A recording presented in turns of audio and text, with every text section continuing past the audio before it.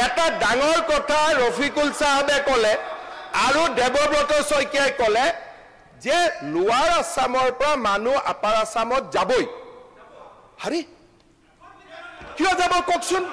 মানে কিয় যাব তাৰমানে আপোনালোকে গোটেই অসমখন ল'বই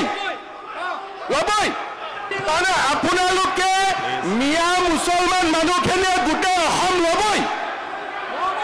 আমিও ল'ব নিদিওঁ হৈ গ'ল অধ্যক্ষ মহোদয় আজি আপোনালোকে এটা ডাঙৰ কথা ক'লে আজি চক জানি বা নাজানি আমাৰ জনিয়া সমষ্টিৰ বিধায়ক আৰু বিৰোধী দলৰ দলপতি গৰাকী এটা আজি ডাঙৰ কথা ক'লে আৰু আপুনি কি কৈ আছে আৰু মই পক্ষ ল'ম না আপুনি কি কৰিব মই পক্ষ ল'মেই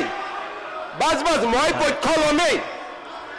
প্লিজ যি কৰে কৰক না মই ল'মেই ক'ব দিয়কচোন মই ল'মেই নাই ক'ব দিয়ক ল'মেই আরে কি লাগে এতিয়া আরে ভাই নহয় মই তাও আরাম আপোনালোকে যদি নুশুনাকৈ আপোনালোকে স্টেটমেন্ট দিবই দিয়া নাই হ'ব কি ডিভাইড এন্ড রুল ঠিক আছে হ'ব একো অসুবিধা নাই এতিয়া আপোনালোকে শুনক আচ্ছা আজি আপোনালোকে কি ক'লে যে এটা ডাঙৰ কথা ৰফিকুল সাহেবে ক'লে আৰু দেৱব্ৰত শইকীয়াই ক'লে যে লোৱাৰ আসামৰ পৰা মানুহ আপাৰ আসামত যাবই হাৰি কিয় যাব ককচোন মানে কিয়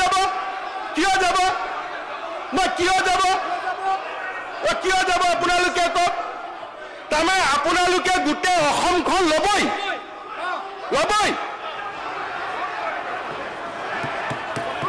তাৰমানে আপোনালোকে মিয়া মুছলমান মানুহখিনিয়ে গোটেই অসম ল'বই আমিও ল'ব নিদিওঁ হৈ গ'ল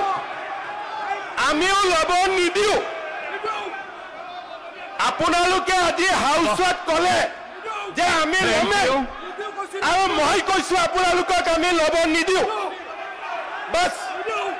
আৰু মই পক্ষ ল'ম না আপুনি কি কৰিব মই পক্ষ ল'মেই বাজ মই পক্ষ ল'মেই প্লিজ যি কৰে কৰক না মই ল'মেই ক'ব দিয়কচোন মই ল'মেই নাই ক'ব দিয়ক ল'মেই আরে কি লাগে এতিয়া আরে ভাই নহয় মই তাও আরাম আপোনালোকে যদি নুশুনাকৈ আপোনালোকে স্টেটমেন্ট দিবই দিয়া নাই